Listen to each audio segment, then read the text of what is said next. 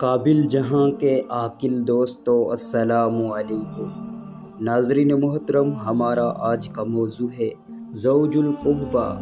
ہندوستان کا ایک شاعر ایک امیر کے پاس گیا اور اس کی مدح کی۔ اس امیر نے یہ جانتے ہوئے کہ شاعر عربی زبان نہیں سمجھتا، کہا تقدم یا زوج القحبہ، یعنی اے بدکار عورت کے خاوند آؤ۔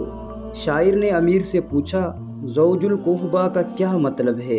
تو امیر نے کہا کہ لغت عرب میں اس لفظ سے اس شخص کو مراد لیا جاتا ہے جو شاندار مرتبے کا ہو اور جس کا بڑا محل ہو اور اس کے پاس مال اور سواریاں بہت ہوں اور بہت سے اس کے غلام ہوں۔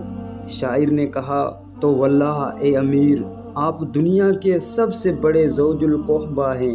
امیر یہ سن کر بڑا شرمندہ ہوا اور کچھ نہ کہہ سکا۔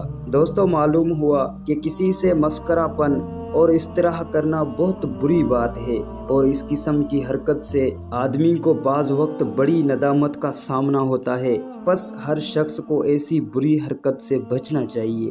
دوستو، اگر چینل پر نئے ہیں تو چینل کو سبسکرائب کرتے ہوئے گھنٹی کے بٹن کو لازمی دبائیں تاکہ ہماری آنے والی ہر ویڈیو آپ تک پہنچ سکے۔ فرقان علی کو دیں اجازت۔ اللہ نگہبان۔